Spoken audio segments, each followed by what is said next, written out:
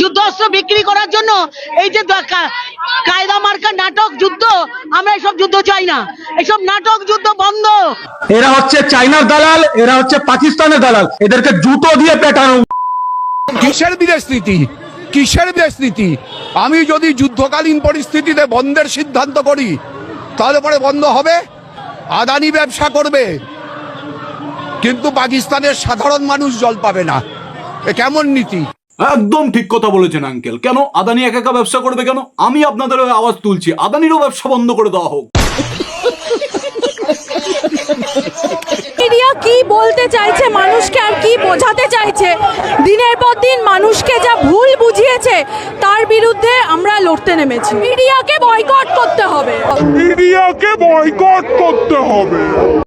নৌকা পাহাড় তলি যায় ও মীরাবাই, গাজার নৌকা পাহাড় তলি যায়। আরে দিদিভাই, এই মিডিয়া আছে বলেই গোটা কয়েকটা মানুষ আপনাদের কথা মনে রেখেছে, না হলে এখনকার জেনারেশন তো আপনাদের নামই শোনেনি কখনো।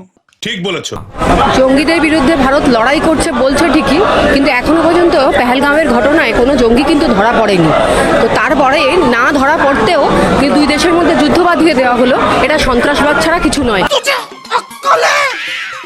কেন জঙ্গি ঘাঁটিতে হামলা করবে? কেন কেন জঙ্গি ঘাঁটিতে হামলা করবে কেন? হ্যাঁ দিদি ভাই ঠিক বলেছেন, জঙ্গি ঘাঁটিতে হামলা করবে কেন? আরে কে আছিস? দিদিকে কেউ পুজোর জিনিসপত্র গুছিয়ে দে, জঙ্গিদেরকে পুজো করতে হবে তো। কোথা থেকে কত ঘটনা হয়েছে পেহেলগামে, কোনো ঘটনার সত্যতা প্রমাণ আছে?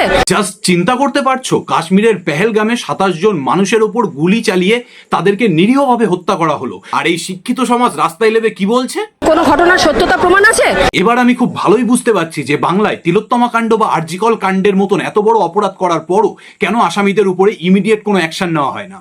কারণ যদি আসামিদের উপরে ইমিডিয়েট অ্যাকশন নেওয়া হয় তাহলে এরকম কিছু শিক্ষিত মানুষ রাস্তায় আবারও লেবে পড়বে আর আবারও বলবে কোনো ঘটনার সত্যতা প্রমাণ আছে। সত্যি আজকে সুভাষচন্দ্র বোসের বলা আরো একটা কথা মনে পড়ে গেল। উনি আমাদেরকে বলেছিলেন, আমাদের আসল শত্রু তারা নয় যারা বর্ডারের বাইরে আছে, আমাদের আসল শত্রু তারা যারা বর্ডারের ভিতরে থেকে আমাদের বিপক্ষে কথা বলে। নিঃসন্দেহে তুই ঠিক কথা বলেছিস। পাকিস্তানেও সাধারণ মানুষ আছে, আমাদের দেশেও সাধারণ মানুষ আছে। একের পর এক জায়গা কারেন্ট অফ করে রেখে দেওয়া হচ্ছে, জল পাচ্ছে না, বিদ্যুৎ পাচ্ছে না। পাকিস্তানের জল বন্ধ করে দেওয়া হয়েছে, পাকিস্তানের কারেন্ট নেই, এটা নিয়ে তোমাদের বিশাল চিন্তা। আর ওই কি একটা বললে, পাকিস্তানেও সাধারণ মানুষ আছে, আমাদের দেশেও সাধারণ মানুষ আছে। বাবা, সাধারণ মানুষদেরকে নিয়ে তোমরা কত ভাবো, তা বর্ডার পার করে পাকিস্তানের সাধারণ মানুষদের কষ্টটা দেখতে পারলে। আর বাংলায় থেকে মুর্শিদাবাদের এতগুলো মানুষ যে নিজেদের আত্মরক্ষা করবার জন্য নিজেদের ঘর বাড়ি ছেড়ে পালিয়ে গেল, তাদের কষ্টটা দেখতে পাওনি। এটা হাস্যকর এই দেশের জনগণের জন্য হাস্যকর।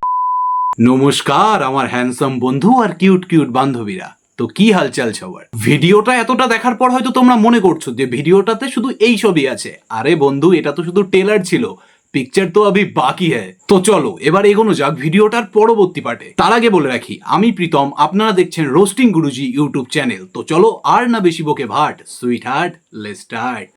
রোস্টিং গুরুজি। যুদ্ধ দিয়ে কোনো পরিস্থিতিতে দুনিয়ার কোথাও কোনো সমস্যার সমাধান হয় না। যে আমরা যুদ্ধ চাই না, আমরা শান্তি চাই। তাই নাকি? তোমরা যুদ্ধ চাও না, শান্তি চাও? পেহেলগাম অ্যাটাকের 10 দিন পরেই তোমাদের তরফ থেকেই প্রথম টুইট করে পোক করা হয়েছিল যে কোথায় গেল এবার 56 ইঞ্চি সিনা। এর মধ্যেই সমস্ত কিছু ভুলে গেলে দিদিভাই। আর কি বললে দিদিভাই? কোনো সমস্যা যুদ্ধের দ্বারাই সমাধান হয় না, তাই তো?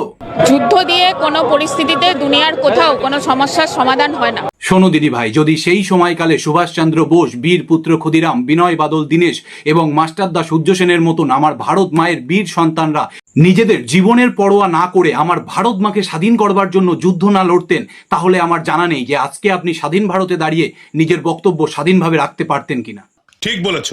জল চুক্তি সুন্দর জল বন্ধ করে দিয়ে লক্ষ লক্ষ কৃষকের সর্বনাশ করেছে এবং সাধারণ মহিলারা তারা পর্যন্ত চিৎকার করছে। বাহ আঙ্কেল বাহ, পাকিস্তানি মহিলাদের চিৎকার আপনি বাংলায় বসে শুনে নিলেন, কিন্তু বাংলার এক স্ত্রী পেহেলগাম অ্যাটাকে নিজের স্বামীকে হারিয়ে নিজের বাচ্চাকে নিয়ে রাস্তায় বসে চিৎকার করে কাঁদছে, তার কান্নার আওয়াজ আপনি শুনতে পেলেন না। তাহলে আমি একটু শোনানোর চেষ্টা করি আপনাকে।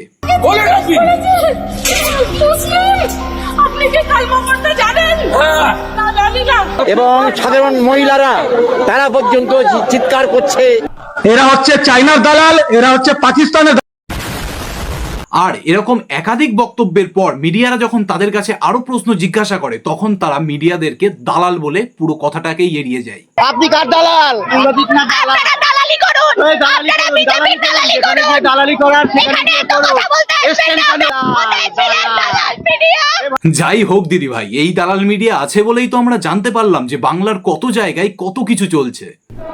প্রাক্তন সেনাপ্রধান প্রত্যেকে বলছেন যুদ্ধ মানে কতটা ক্ষয়ক্ষতি, আর এরা সোশ্যাল মিডিয়ায় যুদ্ধ খেলা করতে চান। দেখুন দিদি ভাই, মানুন আর নাই মানুন, সোশ্যাল মিডিয়ায় এসে যুদ্ধ খেলাটা কিন্তু আপনারাই শুরু করেছেন। পেহেলগাম অ্যাটাকের 12 দিন পর পর্যন্ত যখন নরেন্দ্র মোদী কোনো অ্যাকশন নিচ্ছিলেন না তখন আপনারাই সোশ্যাল মিডিয়ায় প্রশ্ন তুলেছিলেন কোথায় গেল এবার 56 ইঞ্চি সিনা। যাক, সেসব কথা তো ছেড়েই দিলাম। শুনলাম নাকি আন্দোলনে লেবে আপনাদের এক দিদি ভাই জুতো হারিয়ে গেছে।